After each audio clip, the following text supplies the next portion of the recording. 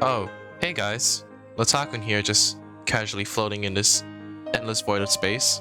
You know, I never actually fought while I was here. I'm just more so going with the flow, you know?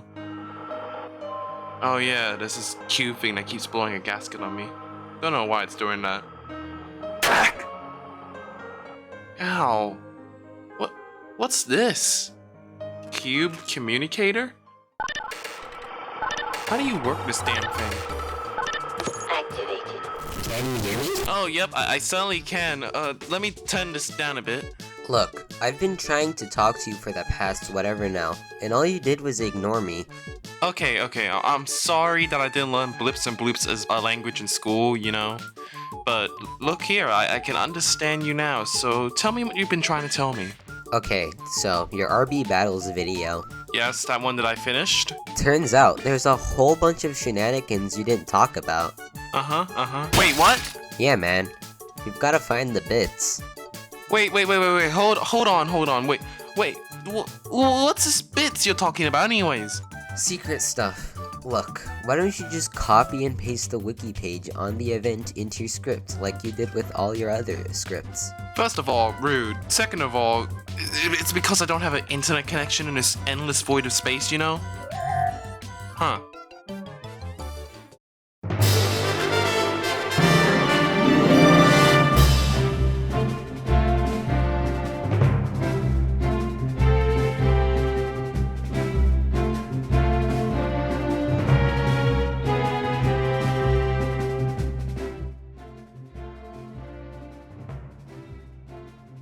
Hey guys, Lotakune here, and I know I'm a little overdue, so RB Battles. I've covered the first part of the event extensively before, everything from the badges to the prizes, but apparently I didn't go through everything.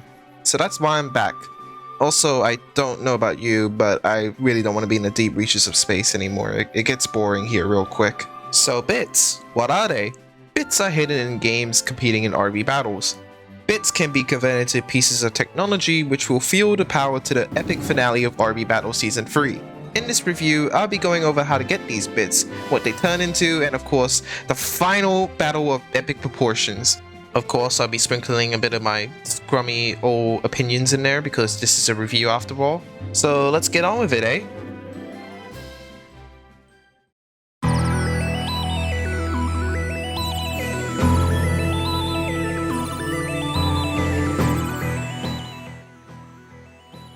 As I went through before, bits are hidden through secret objectives in games that are participating in RB battles. However, not all games have a hidden bit, yet every game has a badge hinting to a bit. People were tasked with finding each bit using clues from other games to identify the real location of these bits. So, where do we start looking? Wow, you sure are helpful.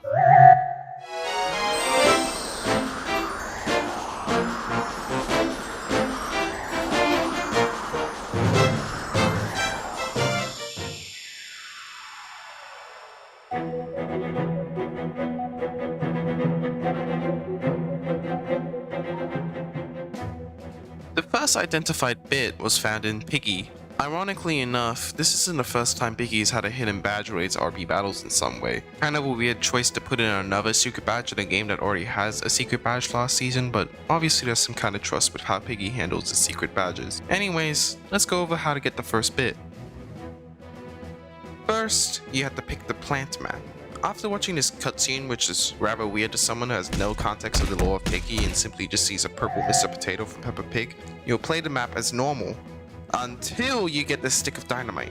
Now, don't put this dynamite in the middle like the game tells you to, that's a facade the game puts up. Rather, take the stick of dynamite to this wall in the orange room. After using it to blow up this random wall, 5 digits of a code spawn around the map, with each piece of the code having to be translated to its uppercase counterpart. Be careful with this, because if you get one digit wrong, the Piggy gods will smite you by soft-locking your progress, meaning you'll have to do everything again. After correctly inputting the code, you're given a crowbar. Use this crowbar to smash green things in this room. After doing that, go to the pillars in the main room and then click on them. This causes these green rings to spawn around them. Now grab a gun and then shoot them. Shooting at least 2 of these rings will cause the whole structural integrity of this power plant to go into jeopardy and open a path to this elevator. Input the code in alphabetical order, then bam, you got yourself the first bit. Boy, that show was overly convoluted. I do like some aspects of this objective, notably the increased difficulty of the round by taking a secret route via spawning more piggies around the map, but in some ways I do believe the objective went rather too hard. Soft-locking the progress of people for making a minor mistake is kinda ruthless. The 10-minute timer is also rather tight for the amount of stuff people are required to do in this task. Overall, this objective was pretty good. I like the challenge it brought to the table, even when it did demand a lot initially.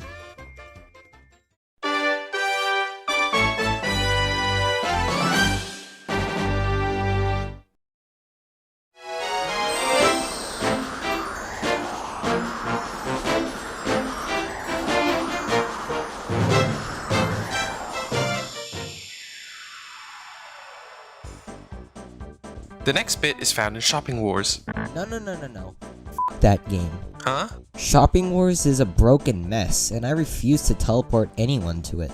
Hey, I thought you wanted me to find these bit things. Don't go complaining because one of those games is slightly buggy. You don't get it. You've only covered the less-ass side game. Yeah, so?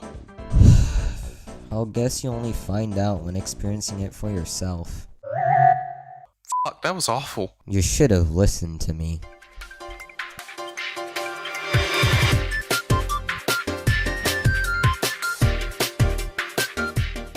Shopping Wars. Where do I begin? I guess let's go over the objective first.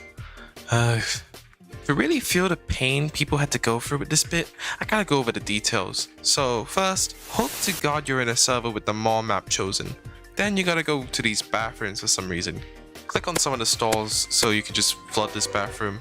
Go to the second bathroom for some reason, and then click on more stalls to flood another bathroom. You then get a badge, as well as a fine for causing damages to the plumbing. Now go to the candy shop map and click on some pipes in a very specific and overly tedious order. Also, watch out for these homicidal employees who like to run over people in a forklift. After causing some more damage, you can grab yourself this key that spawned in. Now use it to break into this room to grab a key sword. What the hell is even happening? Now take this key sword back to the mall, who most definitely greet you with smiling faces, and break into this room. Oh wow, now you're in fucking outer space fighting an employee named Bob. What the actual hell is even happening here anymore? After putting a man's life at the risk of having severe brain damage, you then get sent to this room, and turning the corner you'll unlock Sabrina's bit. Holy dooly, that was rough. Also, that whole segment was kind of rough because I had no idea how to structure that objective into my video. Shopping Wars is a tragedy in this event. I have no idea who thought this was a good idea to ship an event out like this.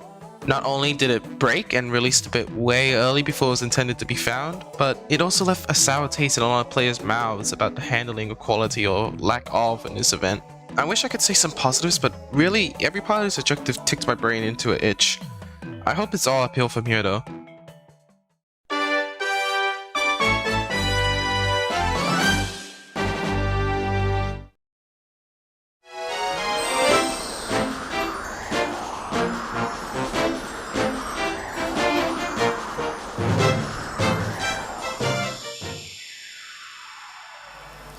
Ladies and gentlemen, we got him.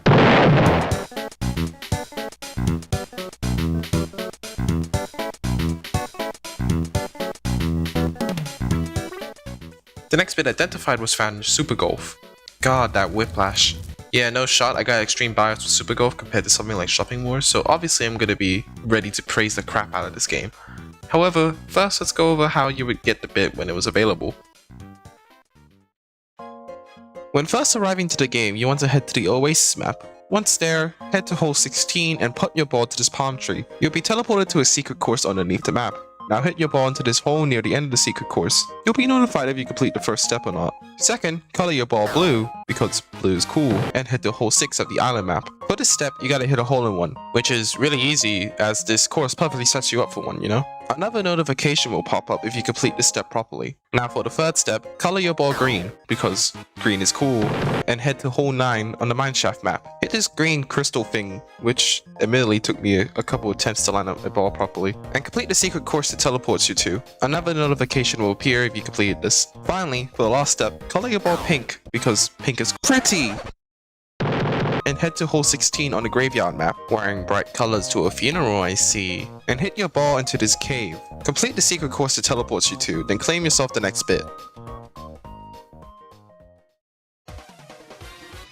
We're comparing this to the last two tasks. I think it's really interesting how Super Golf handles its secret badge. Like Piggy and somewhat Shopping Wars, it's hidden in the main gameplay setting. However, unlike the last two, hiding secret objectives in multiple maps with unique challenges to them sets Super Golf apart from the last two. Whereas Piggy only had its secret objective take place on one map, and yeah, sure, Shopping Wars did try implementing this, but that worked as well as how it explained. However, this objective, while being complex in all of its hidden objectives, still remains relatively simple, but not too overly simple to the point where there's no challenge. It's a nice middle ground between the two, whereas Shopping Wars and Piggy were hard to follow most of the time, leaving no room to breathe when completing those objectives. Overall, Super Golf's objective is really fun. It's a nice breather for all the complexities that came before.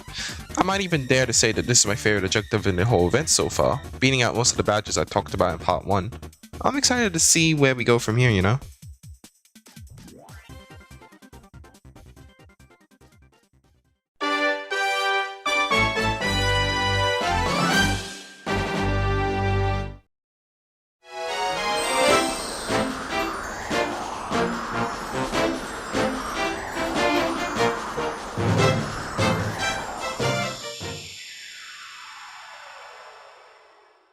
Hey, want to listen to some tunes?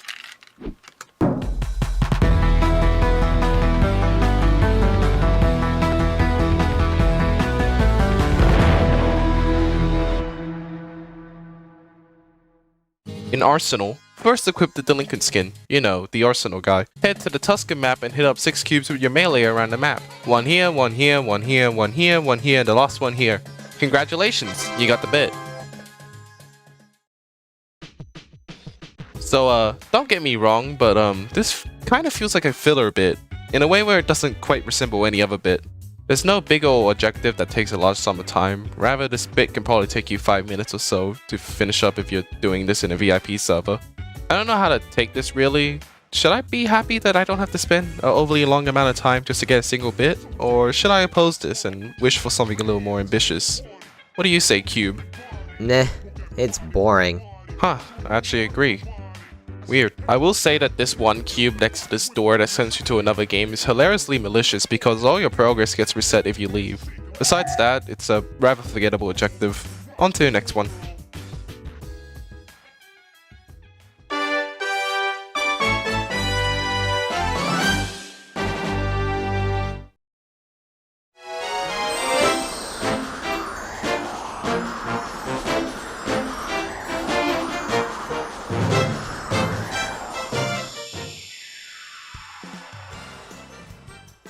The next bit was located in Build a Boat for Treasure, another game that had a bit before. Huh. Weird, I hope that doesn't really mean anything, like Piggy. Hey, before you go into the objectives, you might want to mention how the Arsenal and Piggy bits contribute to this game. Yeah, if you don't own those two badges, you're practically f***ed. In what way? In the way where they would hinder your progress of trying for the bit. Like making key dissolve in water, or literally not enabling the portal. Jeez, I thought those badges were for prizes. Yeah, technically they're contributing to this, which grants a prize. No, not like... You know what I mean. Well, I don't. Try elaborating. Just teleport me already.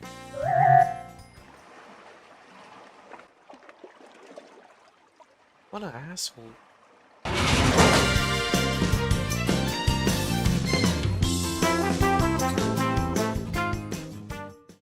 Build a boat for treasure. More like build a key for reuse assets, am I right? So anyways, build this key thing out of boat parts. It'll do a funny and transform into a key that'll be sent into your inventory. Like the cube said, if you don't own the Arsenal bit badge, your key gets sent to a deep abyss if it makes contact with water. This is an issue because you need to go through a waterfall. If you do own the badge, then why don't you look at that? You can go through the waterfall. Click some books in the order of the colors of the lights on top of the door, and after this door opens, insert the key into this little chest that's now accessible. Now that the secret room has been opened, you can play this really cool and distracting minigame. Don't get distracted for too long, as once you beat a level, if the screen is stared at through red tinted glass, you'll be able to see a 4-digit code be spat out on the screen. Put this 4-digit code on the door and hey, why don't you look at that? The portal you activated in the Piggy.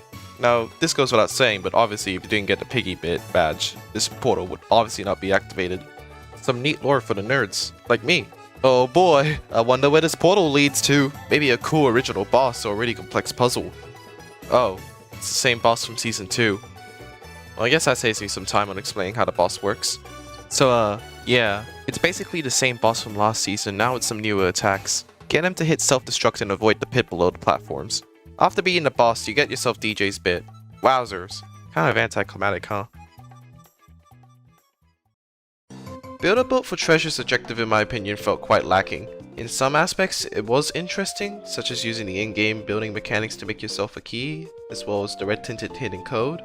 But I mainly have an issue with the boss fight. While yes, it does have some new attacks when compared to its predecessor, it largely carries the same issue from last season's boss fight as well. Namely how easy it is to cheese with damage sponging, as well as how much time it just generally took up. I do believe this is a pretty good task, however the boss fight did cause the overall objective to fall a bit short.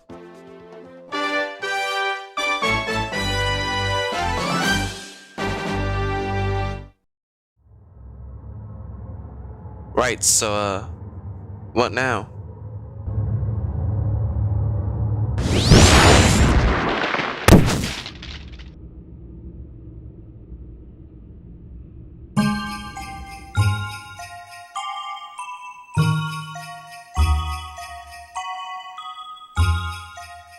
That's right, apparently I didn't talk about all the prizes in the last part, so hey, why not catch up right now? However, first we gotta talk to this old guy so we can translate these bits into actual wearable items, you know? So, let's see. Whilst my past self is babbling on about code, I would like to take this time to explain what one would do to translate these prices whilst the event was still going on. Also, if you're asking where I came from, wormhole theory, I don't know. I would ask the cube, but currently both of us don't know where he is. The cube's a he, right? Anyways, first head to this underground tunnel, then jump off this unsafe platform. Totally nothing to worry about. Then input the code 727777777222666 which, doing that will call a pretty handy elevator to take you out to this storage warehouse. Do some parkour and hey, why don't you look at that? Mr. Boringsworth. Whoops, looks like my past self is catching up now. So, toodles. Does it really have to be that inconvenient to reach you? Alright, I got the bits.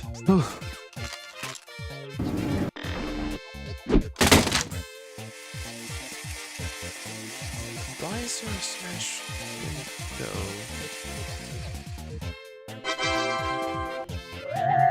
Huh, that was faster than I thought.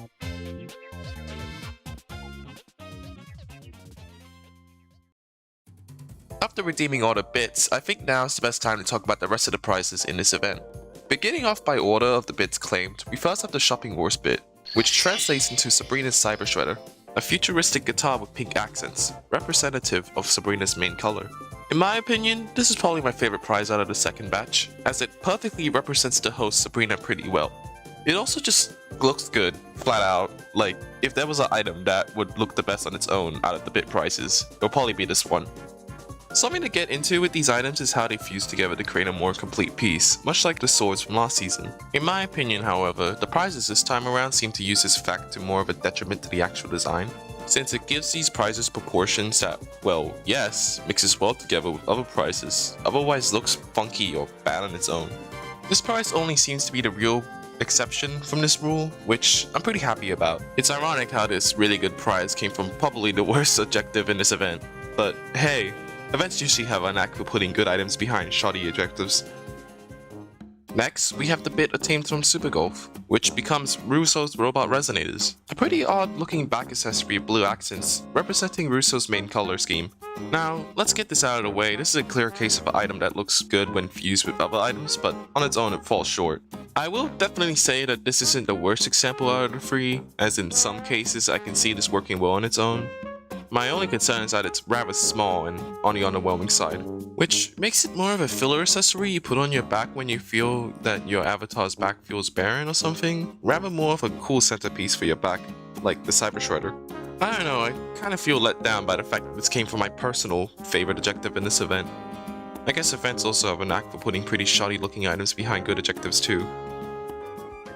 Finally, the bit from Build a Boat for Treasure translates into DJ's Dynamic Dashers, A back accessory which consists of green accented jet turbines and nothing else, which represents DJ and his host colors.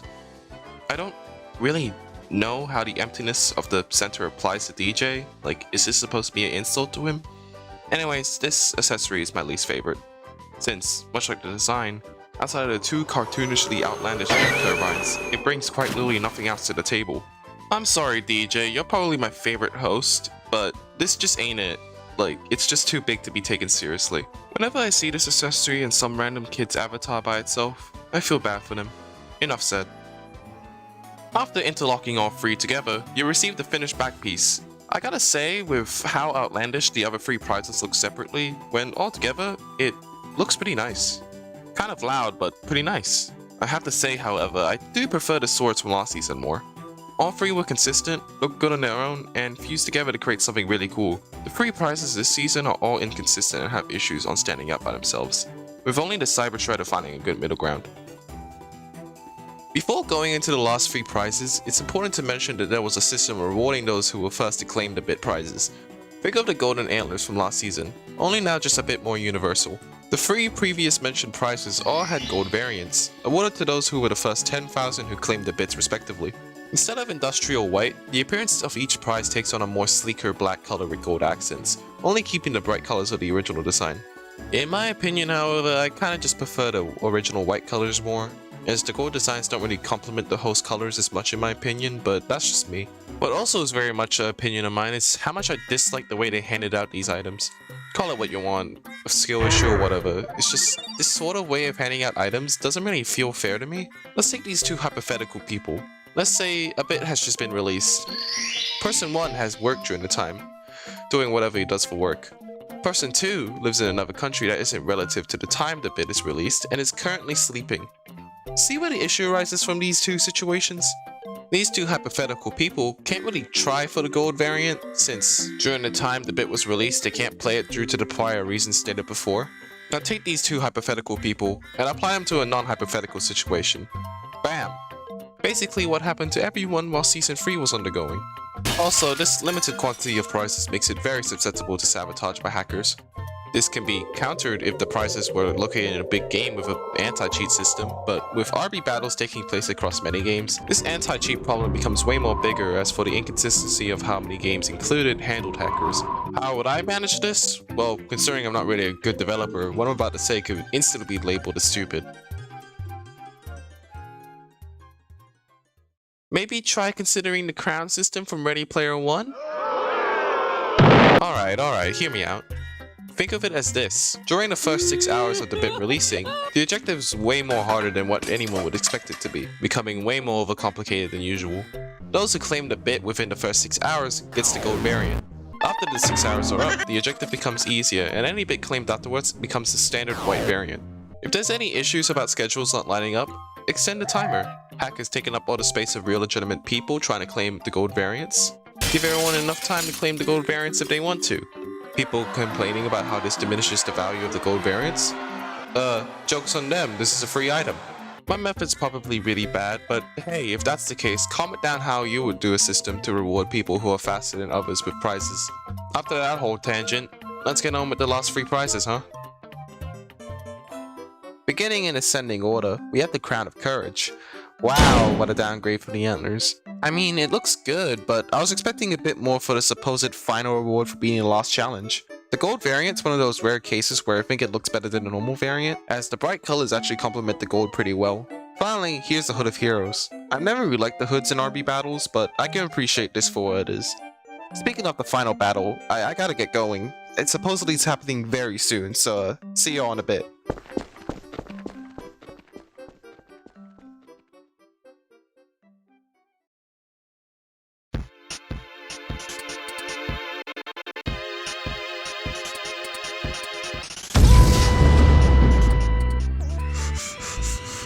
It can start any minute now.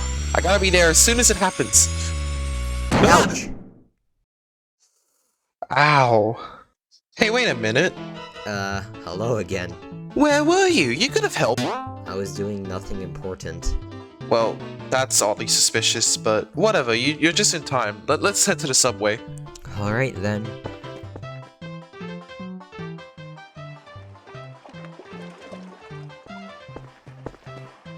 Right, so we're here. The subway. Well, there's no point in wasting time. Let's head in. Whoa, whoa, whoa, hold it. Why? What's wrong? This subway is only for epic people. I gotta check if you're epic enough. What? Why? Well, if you're gonna do it, then hurry up then. Sorry, non-cooler. Non-cooler? Looks like you're not cool enough. What? Well, then how do I become cool? Well, first you gotta...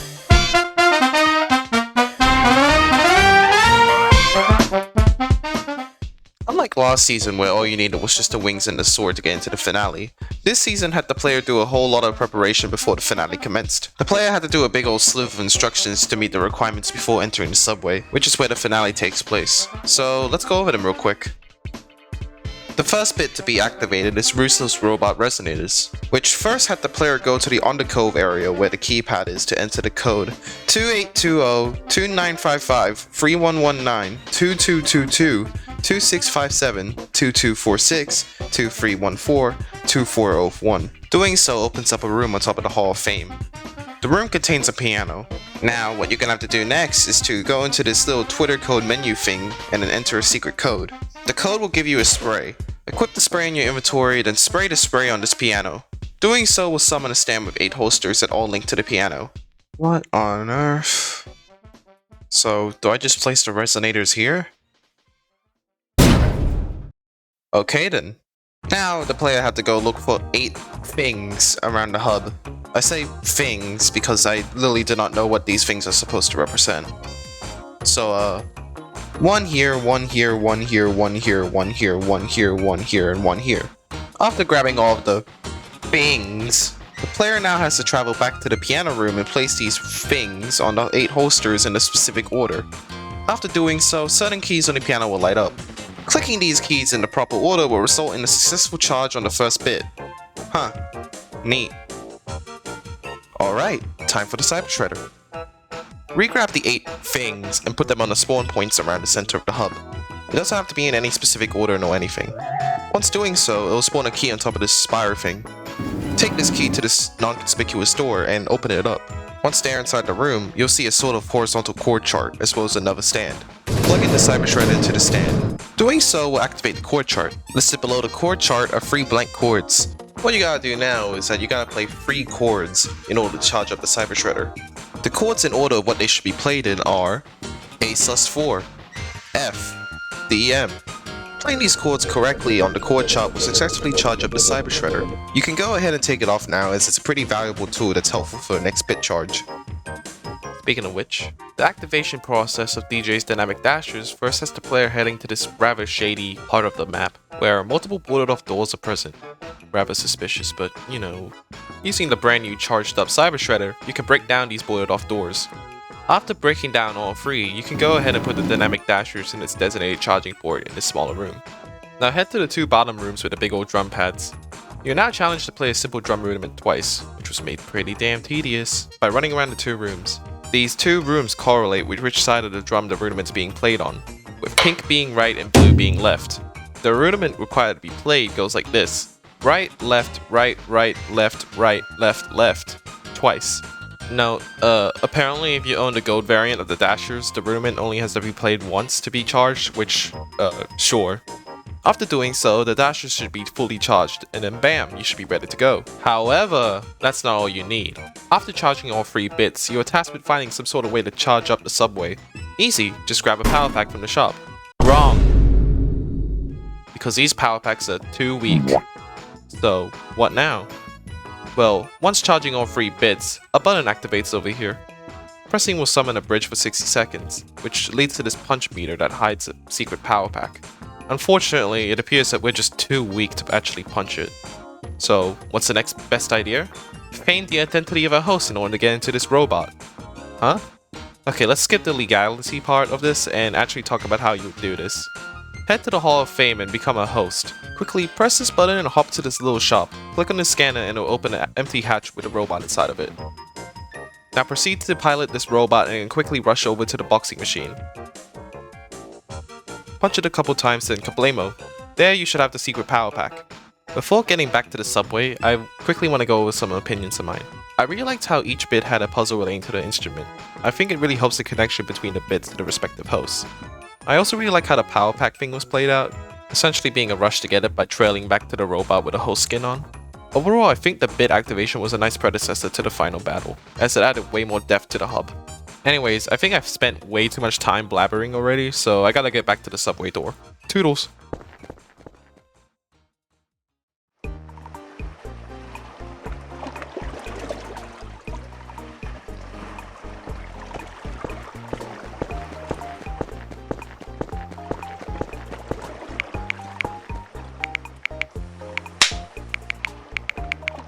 Alright, we're back. Yep, looks like you're cool enough. Well, you didn't even check! Follow me.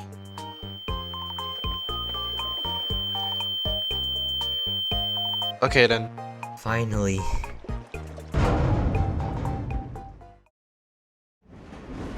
Thank you for choosing NetPunk Railways. You are now boarding the train to the quote, big finale. Please be sure to grade our host, JP, with a nice smile and rate our trainway service 5 stars. So, wait, why did I have to charge my bits? This subway's dangerous, filled up to the brim with dangerous buttons, all controlled by this entity named JP. It's our job to defeat this thing and rid this place of anything bad. So, is that what we're doing? Yeah, basically. As soon as we're done, we'll basically be sent back to where we came from. Oh, so like back to my house? Yeah, but first we gotta go through this deep cavern of obnoxious puzzles. Ugh. Alright, so where do we begin? Right now. What? What?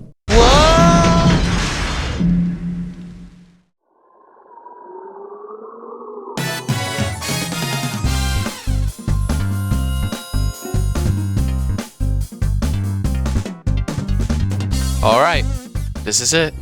The finale. Before I begin, however, I want to add in some context to me and my friends' experiences during this finale. It was about a couple hours after release, and I believe the gold crown was only redeemed about 700 times before I joined. The bugs and optimization issues we've experienced and complained about are largely fixed nowadays, with a whole slew of bug fixes and reworks being applied to several parts of the finale. Anyways, with that being said, let's finally begin with the finale. Now, I should have mentioned this during the activation part, but before entering the subway, the player had to enter this big old code in the same keypad where you entered the other two codes. 10932210332102. If entered correctly, it would output subway activated or something along those lines. Also, make sure you saved a small amount of power in the secret power pack before trying to make your way to the actual subway door itself on the outskirts of the city. Also, make sure to grab this wrench that's back here. This is pretty instrumental in helping you with the final battle.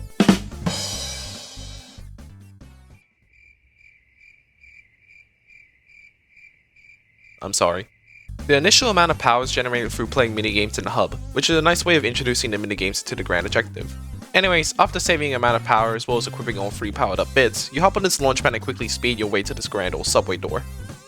Once in the subway, use the wrench you picked up earlier on this power pad thing. This will activate the subway train Sabrina and DJ are on, and will teleport you after a few moments.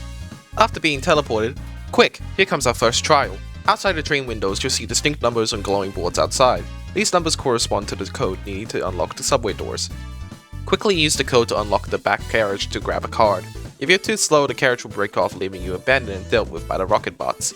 After grabbing the card, make your way to the front of the train where you have to override the controls for the train. Doing so will steer the train in the correct path. Failing to do so will steer the train into a vat of acid. I watched the wrong... And the fact that you have to do it 4 times. Let's go, I get to kill Sabrina! Yo. In the scenario where you do this correctly, after going through these sets of doors, hop off the back of the train onto the rails and make your way to the second segment of the beginning. I think this segment was pretty unclear to begin with, mostly being trial and error for the player to deal with. However, once you get the hang of things, this section of the finale becomes pretty fun to do. The second segment begins with an introduction to the Resonator's power, first being introduced to this little drill robot that respawns if killed. Collect the battery from breaking open a robot, just until you can use the Resonator's power. Then, once another robot spawns, use the Resonator's power to take control over the robot. This is such a cool concept, it reminds me of something like the capture mechanic from Mario Odyssey. Anyways, use the drill robot that's now under your control to break down these boxes to get to the next area. Then jump across this conveyor belt to reach the other side. After being introduced to the drill robot just a moment ago, you now have to use it again in a larger scaled puzzle, having you break specific boxes to get the drill robot across to the next area. This is an extremely cool way of testing mechanics to the player, which I really appreciate. After finishing the puzzle, you'll reach another conveyor depot. Hop your way to the top of this thing, which contains a power pad to recharge your pack's powers. Using your newly charged power pack, you can now use another ability, this time being the Dynamic Dash's flotation ability. Carefully try to conserve your power by temporarily tapping the ability without fully using it. Make way to this tower with the turret stationed at it. Your goal now is to take over this turret by playing another one of those autopilot minigames to destroy this big robot in the way of this tower. After successfully doing so, fly away to this road using the flotation ability. Then there, you'll reach Netpunk Industries. I think this segment was actually really good. It introduced abilities, taught the player how to use them, challenged what the player had learned, and overall was just a fun part of the finale. I also really liked the vibrant industrial factory theme it had, reminding me of something like Press Garden from Sonic Mania. Now, we move on to the tower segment. I don't really have much to say about the first part of this area. It's a tower crammed to the brim with enemies, which you can pretty much avoid if you just keep hugging the wall all the way to the exit. Speaking of which, the exit's all the way at the top, which I guess would have been the challenge more so if the player didn't have the ability to use the angled wall to walk upwards. After reaching the top, you now make your way through this dark hallway and greet a checkpoint. Now, embarrassing to admit, but I didn't know this was a checkpoint, so I avoided it on my first time up to this part, and practically went into the next part blind, which is a problem because here we see the infamous light challenge. Basically, you have to avoid the lights that move around these corridors. If you happen to step on one of these lights, well... Oh no, not the server room where they hide enemies everywhere. Oh my god. What? No, come on, bro. Wait, what? Luckily, after that point, I remembered to actually step on the checkpoint. After making your way to the end of this initial batch of lights, you go on this computer and play another autopilot minigame, after which the floorboards open up, which means part 2 of the light challenge begins. Retrieve 4 keys from the other side of the room and bring them back to the end, all whilst running away from these flashing lights. Now, why is this infamous? Aside from how hard the objective sounded from what I described, this objective was heavily prone to being laggy with lower end devices. For someone like me who has a decent computer, I didn't receive this issue all that much and instead just got the intended time-consuming task, which I happily finished second try. However, for people like my friend 2Art, the light challenge was so heavily laggy to the point where it became practically impossible until a rework to the challenge or optimization fixes came out. My friend legitimately got stuck trying for hours over and over again. Oops. At least I got this funny quip out of his suffering. Oh no, I think this part was pretty weak compared to the initial 2. However, it was still pretty engaging, even if most of the beginning was very easily cheesed. The light puzzle was fine and the initial climb part was also fine, so if all grouped together, this segment was fine, which is a pass in my book. Next, we probably have the most boring part of the whole finale, being the whole Microbot portal puzzle segment. I'm gonna try and sum it up as quickly as possible, as this part is a pretty big drag and carries on for way too long. Basically, you use the resonator to control these little microbots to put them in specific places to activate more parts of the puzzle. You can use them to control these portal turrets and other shenanigans. Ultimately, you build a relationship with one of them by the end of the test chamber, and that causes this big old voice to come down on you and your digitalized fake relationship with a microbot. This then results in a big old garbage disposal pit that always had its flame function turned on get turned off. Which, you know what that means? Instantly throw yourself inside this random pit because we're responsible saviors of the universe. And that's when you go to the next segment. So let's begin with some positives. I like the whole aesthetic, mostly being based on Portal, which is like a top 10 game for me. I also like how I can kick these little microbots around. Now, time for the stuff that I didn't really like. This part drags on for way too long. I may love the aesthetic, but black and white panels can only get you so far. Also, this sadistic slider puzzle near the end gets on my nerves. There's also this small risk of getting stuck apparently. I mean, I didn't get stuck, but my friend did, so that's a bunch of hours he lost. Anyways, not particularly a segment I look back on with pleasing thoughts. More so just a big old slob, but you know, it's worth something I guess. That something being the ability to kick around these little robots. Anyway, on to the next one. The next segment of the finale is the Battle Dome, one that I don't have particularly good memories about. So, once you get there, you'll be greeted by the screams of DJ and Sabrina as they're being shot at by a big old robot. Your task here is to use the pipes on the Battle Dome to parkour your way to the top of the dome and press a big old button to shut down the system. Now, this segment is probably really easy today, but god, it was a massive issue for me during this time period. I don't even know why. My hypothesis is that it's a skill issue on my part, but my recording states that this whole section was just really laggy near launch. Everything jerked around and flung the player, was delayed by like a minute. What? And was generally just really unoptimized. I don't trust that pink cube. You're supposed to be able to jump on it, but you can't, but it like glitches. I had to rejoin the finale multiple times just so I can finish this one thinly segment. This eventually just led to me having a major resentment towards this bit, but on the plus side, I just eventually realized that, hey, this isn't actually that bad. I mean, at least there's something to actually scream at, unlike the extremely boring microbot section. Why does it just TKO me? So you know what? I'll actually say that this segment was alright. Once you reach the top of the dome and press the button, DJ and Sabrina will thank you, as well as pressure you into pressing another button in the middle of the dome. So of course, you press it. Uh-oh, looks like it was a trap set up by JP. You're separated once again from DJ and Sabrina and are now drafted into a fake competition where you battle robot clones of the competitors from the YouTube series. Pretty cool concept, by the way. And that's when the next segment begins. Now, I didn't actually record any of the parts between the Battle Dome and the final boss fight, so artistic impressions are gonna have to do for now. This segment takes you through different minigames whilst fighting bots that take the guise of competitors. First, it begins with racing a 9-foot tall replica of Ibella in a big old lava race. You're gonna have to go through a bunch of obstacles with varying degrees of difficulty. Meanwhile, the robot has access to shortcuts and paths the player otherwise doesn't have access to. Your goal here is just to simply outrace the big robot to the exit. Next, it's a 2v1, with you going against both Creek and Tanker in a game of shoot the targets. Your goal here is to score more than both of them combined. Now this may seem unfair, because it is, so don't worry about losing, because you'll be sent to another battle involving Dennis where you go around collecting coins and unlock pets and stuff.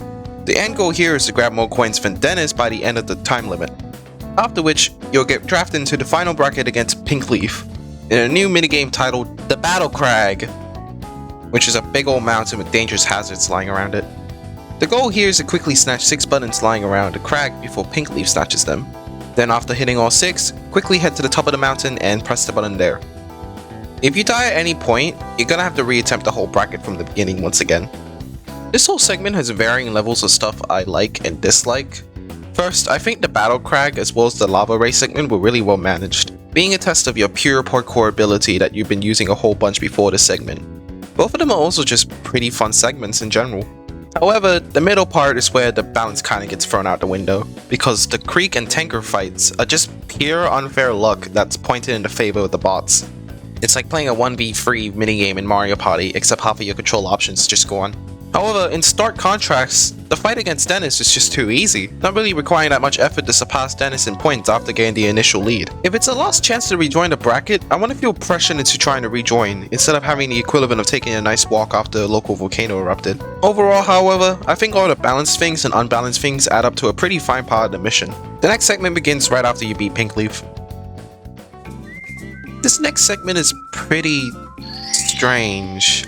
After beating Pink Leaf, you're only sent to a paradise with visuals straight out of a Macintosh Floor Shopee Aesthetic Corp album booklet, complete with an addition of a Fumo sitting on a beach chair. DJ and Sabrina don't even know what to do, and the power from your pack seems to be draining at a pretty slow rate just by standing here. First things first, I don't really like how this part just leaves you completely blind for the beginning. I think there should have been at least a bit of a pointer towards what you're supposed to be looking for. Next, what's the point of power drain? If it's supposed to add urgency to the situation, why is everything surrounding the setting so relaxing? Also, draining literally acts as an annoyance anyway because of the infinite amount of batteries sitting around. Anyways, so what you have to do is actually grab 3 crystals flying around the island and bring them to these altar things to power up a robot crab so you can control it using the resonators. Huh? Okay then. Next, pilot the crab to go underwater to dig up some sand piles until eventually you find a key card. After which, trail back the crab to the island and grab the key card. Use it on the door behind this waterfall, then kablamo, you should be up to the next segment. This segment felt like the sky's filler. It didn't really fit with any preconceived theme the finale went for, and more so just felt like something out of place.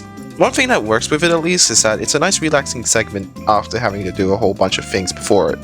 So I'll give it that. Anyways, on to the next one. Right, if the last one was random filler, this one's just completely random filler. After going through the hatch opened up by the underwater keycard, you reach a pretty spooky hallway with the only real way of progressing being this open vent on the wall.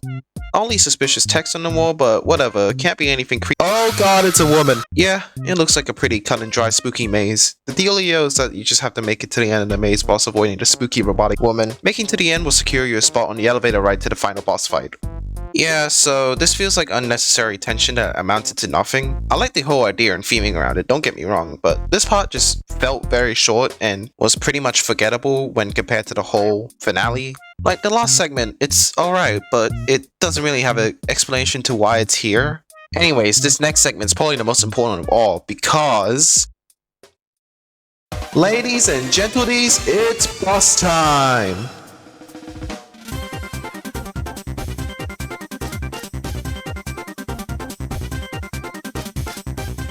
Just right after this quick elevator ride. Heh, looks like it's 3 against 1, except the 1 is as tall as the Empire State Building. Right, the plan goes as this. DJ and Sabrina run around and screaming, causing a diversion to JP, whilst the player goes around snooping as slowly as possible looking for any way to severely decrease the lifespan of JP. Hop over some lava rocks, then make your way to this hole in the wall. After doing some, honestly, pretty basic parkour and pretty easy to avoid combat, you make way to this big ol' empty robot suit. Hop in the robot and go ahead and start punching the crap out of JP. Punching JP enough times to result in JP committing cowardice and running to the next segment. For how anticipated this part was for me, it kind of let me down a bit. Minor gripes, there were no pointers to help you out near the beginning, basically setting you off blindly to adventure around the battlefield. Next minor gripe, is it just me, or is this place looking a little bit unfinished? It could just be a visual bug or something, but there's just some empty texture spots here and there, and I suppose just missing gaps in geometry. Another minor gripe, but wasn't it a bit too easy to reach the thing that can easily defeat JP? Like, you think it'd be defended more properly. Bro placed basically 5 puff shrooms to counter us. Now, for my biggest gripe, the robot suit. I already stated that getting to the robot suit was pretty unclear to begin with and how easy it was. But also, the whole piloting thing could have been so much more. You just go around punching JP until the health bar goes down, which is fine, but it could have had a bit more potential if a little more time was put into this segment. I know saying that phrase probably has a lot of people mad at me because this finale was like delayed by a month already for more development time, but I feel as if there was a bit more direction with how this part was handled and developed. It could have been so much more better. Instead, however, this part just kind of remains as the hey, I gotta fly a robot in RB battles part, instead of being remembered as the cool boss fight part, because that title goes to the next segment, which first starts out with the reintroduction of Russo, who's been missing for a while actually, something to do with the lore that I have not studied. Russo's in this construction vehicle thing, which JP, Sabrina, and DJ aptly board whilst the player gets left behind this force field. There's lava that quickly fills the area behind you, so your job is to get JP off the car whilst avoiding the multiple bombs being dropped from it. You think the 2 other hosts would have gotten out to do something whilst Russo was piloting, but it's okay, they're probably really tired from almost being hit by 10,000 missiles during that boss fight. Using the Cyber Shredder, which is the melee weapon throughout the finale, which I didn't really talk about earlier, you bounce back the bombs dropped off by JP into the force field in front of the car, slowly powering it down a bit, 1 bomb at a time. Meanwhile, a bunch of fireballs spew into the ground below, causing fire pits that you need to dodge. After successfully breaking down the force field, hop on the car and fight JP to the death at hand-to-hand combat. Well, I say hand-to-hand, but the nerd brought a sword to a guitar fight, so it felt kinda unfair. Anyways, after possibly breaking every bone in its body, JP uses a glider to get the hell out, as there's a bunch of lava about to launch out at the car. Pretty understandable if you ask me. After all that went down, Russo finally found out how to use the car that he's been trying to pilot this whole time and gets us all out. Before continuing, this boss fight's actually one of my favorite parts of the whole event. It felt fully realized, taking inspiration from the Bowser car fights from Super Mario 3D World to create this really nice dynamic between moving, dodging, and countering, all with the amazingly fluid controls of the Cyber Shredder, easily being the best segment in the whole finale. The fight with JP on the car is honestly whatever, but it's still kinda cool I guess. With that all being said, it looks like that we finally saved the universe.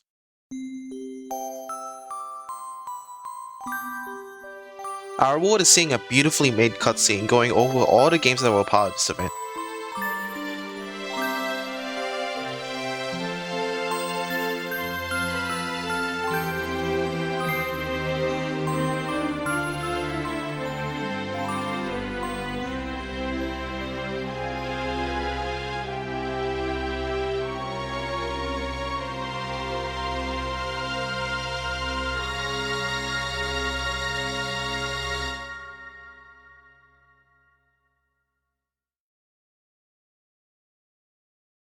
And after that,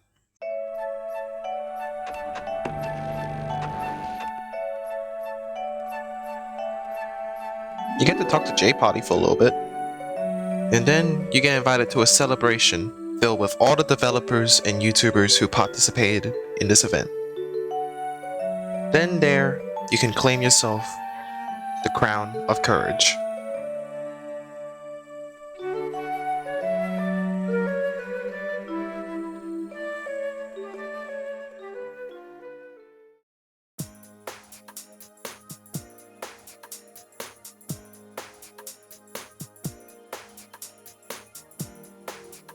That wasn't so hard now, was it? Do you really want me to bring up the light puzzles again? No, no, no! Ah! Huh? What the hell? Hey, so, I haven't entirely been honest with you this whole time. I only wanted you to get the bits so I can access this area. Wait, so you're evil? I wouldn't necessarily say evil, more so too lazy to get the bits on my own. So, why would you do this? So I can grab this dingy old thing. It's of no importance to you, but this device will help me do something that's been desired by me for a long time. I don't really get it. Like, that's just a battery. You can literally just grab one from the store. Anyway, so you're just gonna leave art like this? Nah, I just input some screenshots of Super Golf into his head. He'll get over it soon. Oh. Strange. Alrighty, toodles. Alright. Bye. Man, I just solved the interaction just like that. Alright, LARP. It's time to go back home.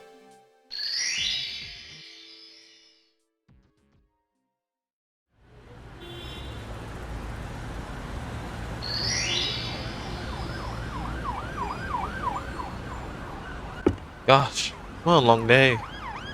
Yeesh, it's already been over 6 months.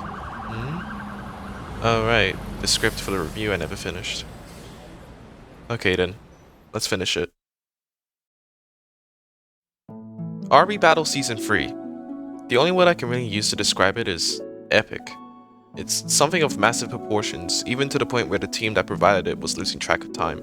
This can be seen as a detriment, but for the team working on something of this caliber, I can only really see it as something that's amazing. It encapsulates what the community loves about events: the competitiveness, the exclusivity, the secrets, and of course, the involvement of the players. It's somewhat sad to see how Roblox doesn't really understand this to the same degree as the people behind this event, even somewhat turning their back on the whole idea by not really advertising it at all. Yet, with how this event and the people behind it expanded on the basic idea laid by Roblox, with no financial backing from Roblox themselves, of any kind, makes it something special. It's kind of like a David and Goliath scenario, with how the smaller event team proved that it was making something with more substance and more work put into it than the big corporation with its copy and paste brand heavy sponsor deals. Sure, RB Battles has its shortcomings with its endless list and hosting issues, but for what they accomplish as of this event, they have full right and reason to be proud of their work. In the end of things, I'm just a player commenting on their work, and in my opinion, I think this event, with all the flaws it has, deserves nothing less than a 9 out of 10.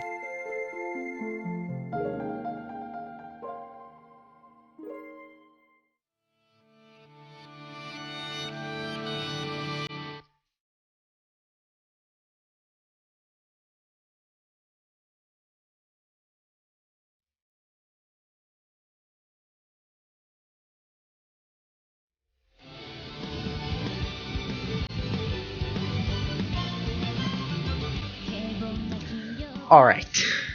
So, today, I will f***ing complain about this stupid f***ing Super Golf f***ing challenge. Stupid f***ing RV battle. Stupid shit. I f***ing hate it. Alright. Alright, I just needed